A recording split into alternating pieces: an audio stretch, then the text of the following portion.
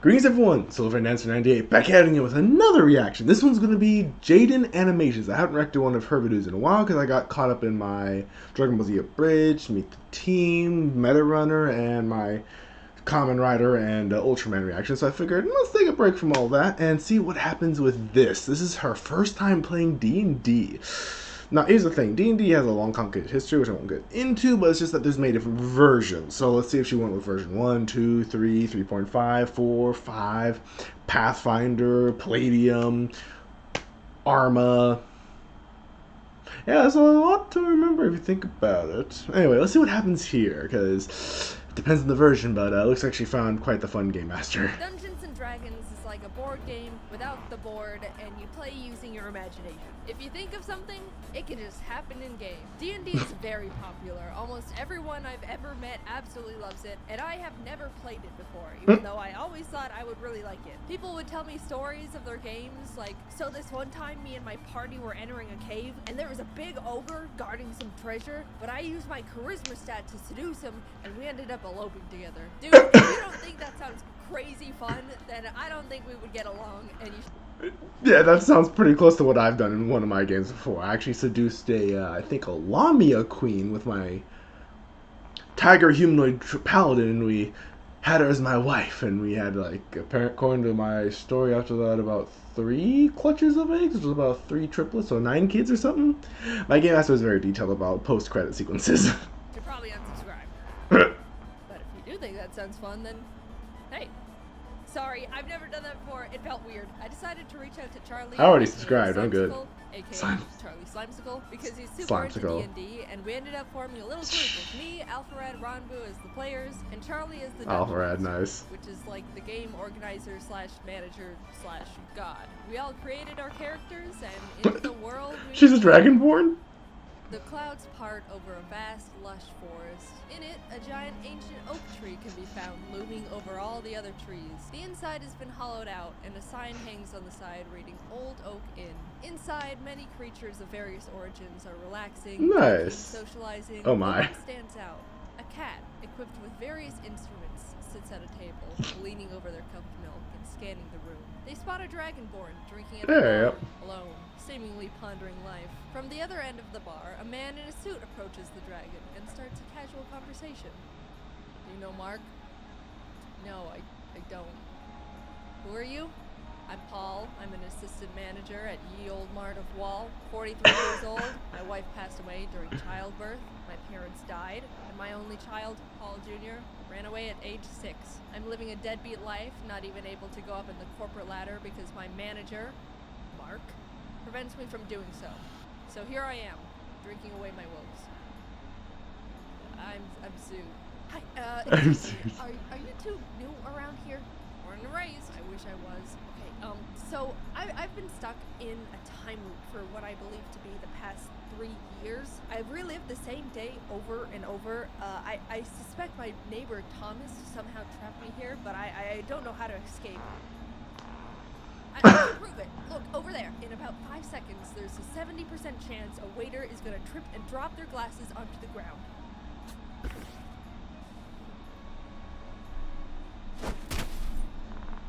Well, alright, it's a bit impressive, but, like, it's gonna take a bit more convincing because that wasn't all that. Suddenly, a sheep crashes through the tavern windows and starts rampaging around the inn. It's going straight up crazy, knocking over tables, knocking over people. Paul mentions it's got something in its mouth, and the sheep immediately stops and runs straight up to him. As Paul takes what seems to be a scroll out of the sheep's mouth, Zoot whips out their mace in an attempt to pepper spray the sheep, but slips on a puddle of rum and accidentally sprays Paul, who just is disappointed at this point. The three open the scroll and... This is such a D&D adventure.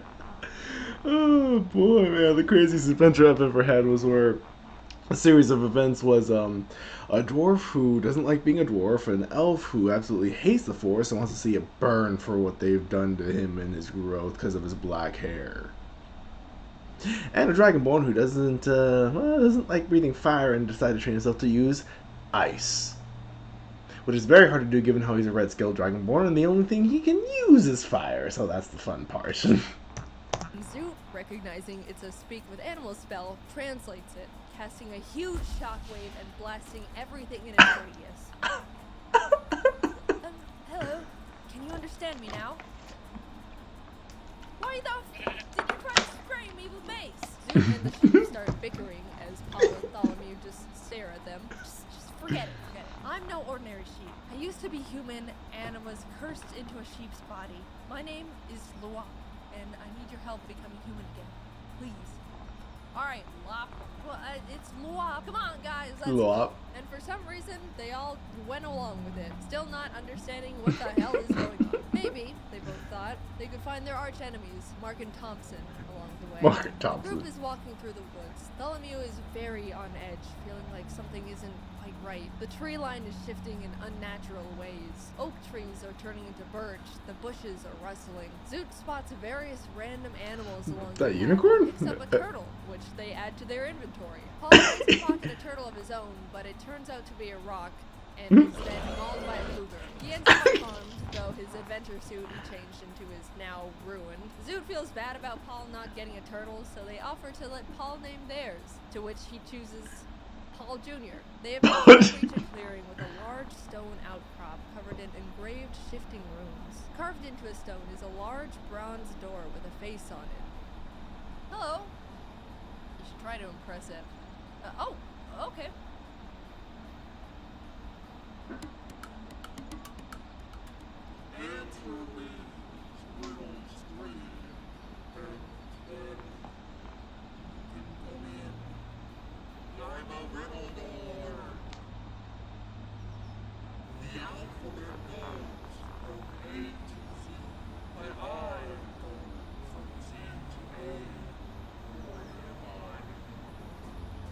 The alphabet backwards. Oh god.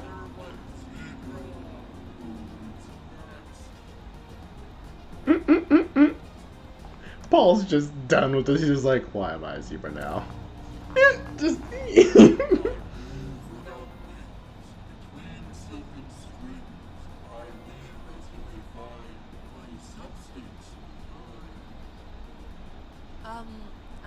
I'm gonna say a spider, because I got the butt streaks.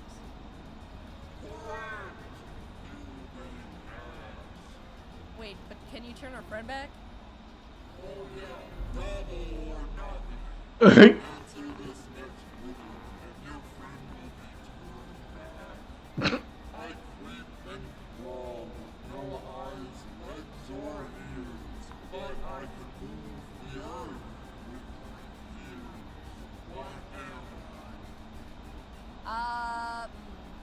Can you use it in a sentence?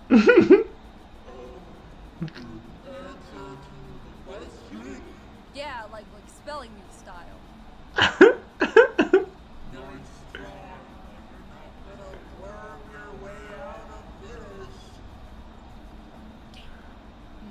I think I picked up on it. I don't know if you noticed, but he said worm on accident. I'm very detail oriented. Paul Jr., what do you think the answer is? Turtle, finally, it's a worm! Jeez. The adventurers walk through the doors now. Paul Jr., what do you think? Turtle. This turtle. Turtle, fun and dress worm! Jeez. Which closes behind them. As they're walking into an open room, they're greeted by a closed silver door. Zoot immediately pitches the turtle at the door. Nothing happens. There's 3 dishes of clay placed in front of 3 pedestals, and the door face emerges once again, this time on the ceiling.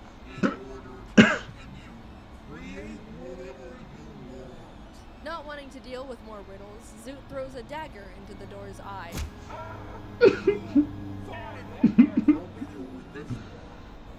The group, now lost with no direction, decides for some reason to all start eating the clay, giving some to Paul Jr. and Wop against their wills. After all the clay has been consumed, the pillars glow red and more clay drops down from the ceiling, resetting the puzzle. Out of ideas, they decide to do what the doorface suggested. Tholomew sculpts a crown, Zoot rolls out a worm, and Paul builds a penguin. They all place their creations on pedestals, which sink in and beam green before the lights turn out and everything goes dark. They flash back on and suddenly all their creations have come to life in weird clay flesh bodies.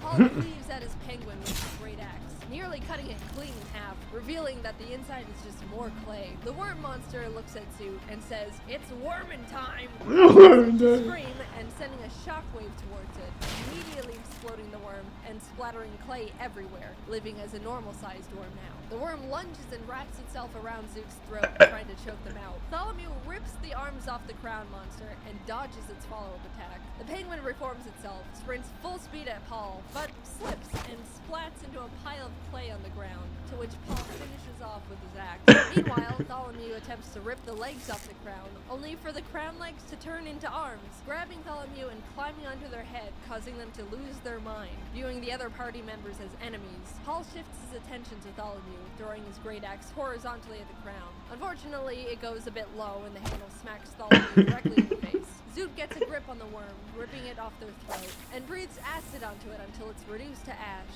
Tholomew blows on their bagpipes to attack Paul, sending out a thunderous shockwave that shakes the cavern. Paul is able to hold his ground, runs up to the two, and successfully cleaves the crown off Tholomew's head. All the clay monsters have been defeated. The silver door opens, and everyone cheers together in celebration.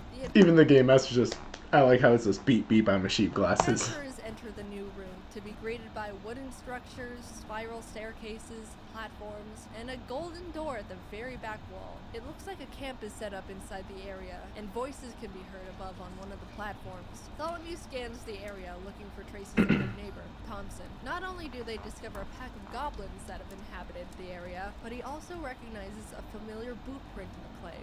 It's the same type Thompson wears. He's been here. Paul climbs up to the goblin platform and sparks conversation. The goblins are confused and a bit wary of the intruders, but introduce themselves nonetheless. I'm Gob, that's Glob, that's Gobble, that's Gobble Gob, and that's the Peeler. Really? And who's that? That's Floyd. So your names are Gob, Glob, Gobble, Gobble Gob, Peeler, and Loyal? Stop. You got it. So your name is the Peeler. You don't know anything about Marker Thompson. I only know about one thing, and that's peeling. Yeah. Great, there you go. Oh, jeez. Okay, all right, we're leaving. Paul starts booking it to the door they came in through. The Peeler right on his tail, stabbing him. No one else is doing or saying anything. They're just watching. Paul makes it back to the previous room, and the Peeler slinks into the shadows. With Paul in the other room and Tholomew and Zoot unable to speak Goblin, Tholomew is left trying to communicate through improvised sign language, pointing at the door and blowing kisses at the goblins to signal peace. Zoot tries to slip around the goblins in the meantime, as communication is clearly not working. The goblins are only getting more aggressive, but they bump into an invisible force they can't see, alerting the goblins, who are now initiating combat. Zoot decides to keep running to the door as Tholomew bangs on their drums, sending sound shockwaves at the attacking goblins. Gob, Glob, and Gobble are all sent flying off the edge of the platform. Oh my. Gobble Gob, in a fit of rage after Gobble gobble. Sounds like almost turkey sound. friends, lunges at Tholomew but misses completely, sending himself off the edge of the platform. The Peeler emerges from the shadows to lunge at Tholomew, who is taking up Loyal, but Paul jumps in just in time, clashing blades with him. As everyone is distracted, Zoot gets to the door, peeking in to see an entirely golden room with a small golden rod shaped like a tree branch floating at the center. The branch shifts between valuable materials, at one moment being made of gold, then emerald, and ruby. Gobble Gob, the goblin that accidentally dove off the side of the platform, sprints back up the stairs and attempts to tackle Tholomew off the platform, but accidentally leaps over him and plummets once again over the edge. Does he keep on rolling ones for his hit? What the This heck? time to his demise. Paul and Tholomew Jesus. perform a clumsy team attack together and finish off the Peeler, ending the battle, but because of the uncoordinated attack, Paul's axe is now peeled. They all hurry over to Zoot and enter the golden room together, Jeez. trying to figure out how to get the artifact down. Zoot suggests they all toss Slop into the air to get it down. So Paul Bowser's the sheep into the air, Mario but in the Bowser. complete opposite direction. Goblin quickly runs over and breaks his fall, and before Lop can say anything, they throw him again, this time hitting their target as they both fall to the ground. No one stops Lop's fall this time as he lays motionless on the floor. As Tholomew is healing up Lop, Zoot approaches the wand. Lop is now in the Family Guy dead position, just Only for it to be snatched by an invisible force, an unseen figure that reveals itself. Well, hey there, neighbor. Owen Paul. It's me, your good friend, Mark Thompson. Mark Thompson? Tholomew, you ruined my life. Spreading false rumors about me. You said I cursed you, and now no one wants to talk to me. My wife and kids left me. Everyone avoids me. So I spent years becoming a dark wizard, and I'm gonna have my revenge. What about me? And you, Paul. Anyway, yeah! You all are gonna be spending the rest of your lives here in this shifty sanctum. I'll be going now. Tholomew quickly casts Locate Object on the wand Mark is now holding and throws ink in the general direction, hoping to reveal where Mark is, but unfortunately it doesn't land. Zoot sprints in the direction Tholomew indicated and attempts to tackle the air. They make contact, but bounce off of Mark's rock-solid beer gut, breaking the invisibility spell. Tholomew whips out their drums, slamming it with the intent to cast a Thunderwave on Mark, sending him flying from the impact. Zoot follows behind and shouts, "Depression!" casting a command spell on him. He stops in his tracks, facing Zoot, and says, "I'm so sad. I've never dealt with depression before." He pulls out a picture of his ex-wife and kids and just stares at it longingly. Paul and Tholomew The world's tiniest.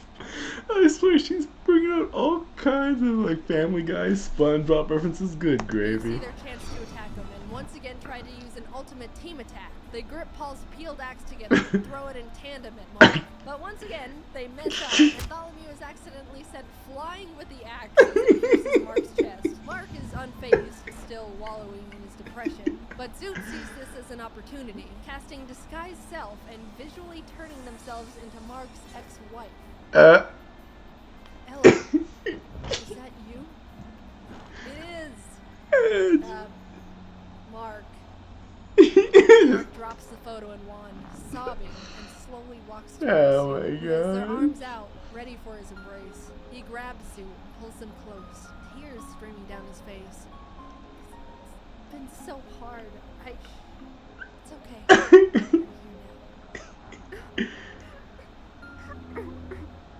Oh my god. Zoot pulls back just a bit, just to look into Mark's eyes, which are sparkling with tears. Jeez. Uh-oh. Proceeds to acid one from the mouth. Mark is heavily damaged, but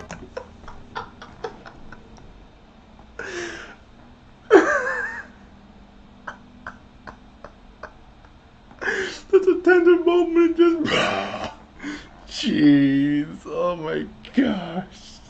So many adventures are suddenly popping up in my mind that I've had with my friends over the years on that one. alive, snapping back to reality and throwing Paul's axe to the ground. If I can't have the wand, no one can!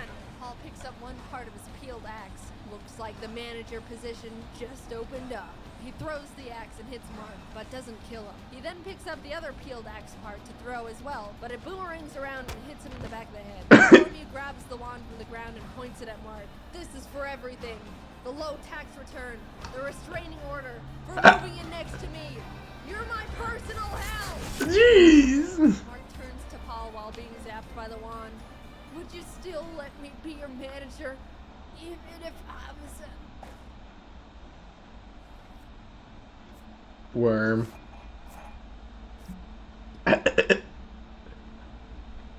You're fired. You guys did it! Please, use the wand to turn me back into a human. Please! Tholomew casts the wand's powers onto Lop, finally turning him back into his original form. Paul and now human Lop lock eyes. Hi, Dad. Paul Jr. Is that you? Oh, yep. Oh, Paul and his long-lost son, Paul Jr. Jeez. embrace. The wand, now all out of magic, crumbles into dust, and the party exits the cave. Uh-oh. The bomb is detonated, and the explosions erupt behind them as the group walks off Poor door doesn't why. together. Dragon. Thanks for watching. This was a different type of video, but I hope you enjoyed it. Especially big thanks to Charlie, Ranbu, and Jacob for the great D&D session. It was super fun, and I really want to play more. I'd like to upload highlights of the actual D&D session to my second channel eventually, but it's not ready yet because I'm bad at planning. So maybe that'll happen one day. Anyway, this was a big project. Thank you to the team as always, and to Sir Meow for the sound effects. Links to everyone are in the description. Okay, I will see you later. Bye-bye.